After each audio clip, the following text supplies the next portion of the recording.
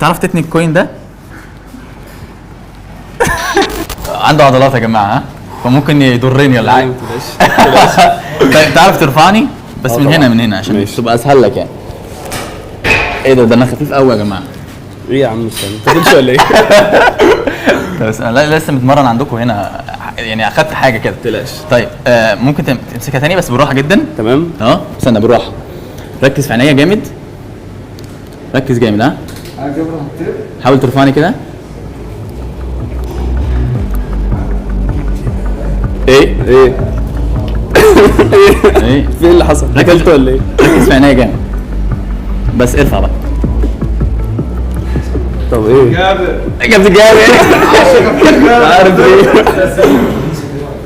ها ايه اللي حصل؟ هتيجي؟ لا مفيش خالص. بس انا خلاص رجعته تاني. تمام. حاول ترفع، تعرف ترفع. تمام. انا بطلع معاك اهو. لا عرف اهو. بص بقى في عينيا جامد تاني كده، مش تعرف.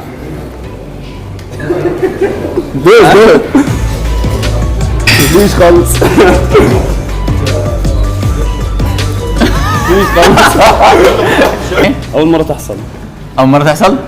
ده حقيقه. طب ايه ده؟ طب بسبب ايه؟ بسبب عينيا ولا بسبب ايه؟ مش عارف بصراحه بس ممكن ممكن ايه؟ لا يا عم خوفتني. كل ده خدعه يا جماعه بجد. انا معايا هنا ايه؟ قلم. وايه ده؟ عملات معدنيه مصريه ولا ايه؟ كلها مصريه، كل العملات بتاعت زمان ودلوقتي. افتح ايدك. ايوه ايد واحده، مش مهم اللي وقع، اهو في حاجات كتير قدامك صح؟ اهو كذا حاجه، اختار منهم حاجه بايدك التانيه. تحب تختار انهي؟ يعني اختار واحده. مش عادي يعني؟ هو اختار دي ماشي. هي ممكن تحطهم تاني كلهم هنا جوه. كان ممكن يختار جنيه او نص جنيه او اي حاجه.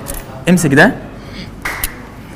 عايزك دلوقتي تكتب عليها اي حاجه مميزه انا اكون عمري ما توقعتها قبل كده يعني، عشان ما تقولش ان انا بدلت الجنيه يعني. سوري ده ايه ده؟ 50 قرش. 10 قروش. 10 قروش ماشي. 10 قروش. اكتب عليه اي حاجه مميزه. خلاص تمام. كتبت ايه؟ اسم. كتبت اسم. ممكن توريه للكاميرا كده. ايوه كده باين. ارجع لورا شويه. باين ها؟ بس كده خلاص. انت كتبت اسم عليه. ها هات القلم كده. انا ينفع ابدل الكوين ده لان انا يعني انتوا ممكن تاخدوا سكرين شوت للاسم ده عشان تشوفوا بنفس خط ولا لا. دلوقتي انا مش انت عندك عضلات. انا يعني انا ما عنديش. ماشي. ممكن اخفيها لك دي، خلي بالك. لا خلي بالك انا تعبت فيها قوي والله. حاول. عايزين نشوف بقى عضلاتك. تعرف تتني الكوين ده؟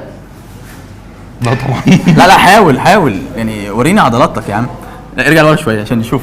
ايوه كده اتني جامد جامد. لا صعب طبعا. ايه صعب. جامده. لا عايزين نشوف عضلاتك يا عم. ايه صعب؟ ها طبعا صعب جدا. ممكن عايزين دي بنت مين؟ بنتك؟ ماشي. تعالي بص انا هعمل كده. تعالي اقف هنا ولا اقول لك خليكي زي ما انت عشان ما تقولش انا بدلت حاجه. افتحي ايدك، اقفلي على الكوين، دوسي جامد. ثانيه واحده. بصي انا هديكي هديه جامده، هديكي اللي انت عايزاه، فلوس او اي حاجه براحتك، بس عايزك تكوني انت الساحره دلوقتي. ممكن تيجي تقف ما بيننا. دوسي جامد.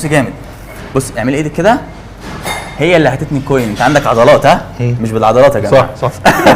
ارفعي ايدك لفوق، دوسي جامد، حاولي تتنيها. لو تنيتيها انا هديكي هديه. دوسي جامد قوي. بس هعمل كده. التانية ثانية. التانية يا جماعة. التانية. برافو عليك يا ثانية واحدة بس. هو نفس الاسم، بس طبعا القلم مسحه شوية. هو نفس الحاجة. تمام. اتأكد ان هو نفس الكوين. هو بجد؟ هو ولا اتبدل؟ لا هو. طب انت ايه؟ ده هي ايه؟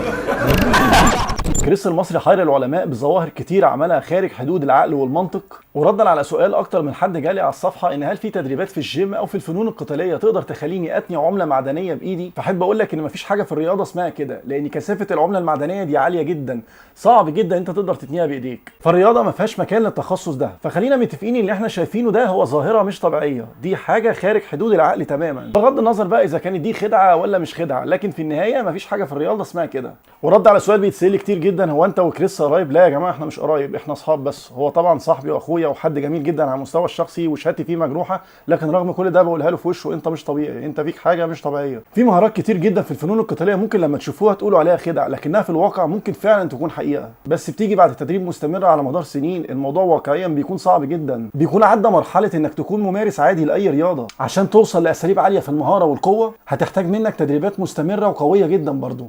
فاكيد كريس المصري ما راحش اتدرب من ورانا سنين عشان يوصل للمستوى ده، انه يقدر يتني عمله معدنيه بايده. فخلينا متفقين ان دي ظاهره ملهاش علاقه بالرياضه للناس العاديه، سواء كانت خدعه او حاجه مش طبيعيه. اشوفكم على خير.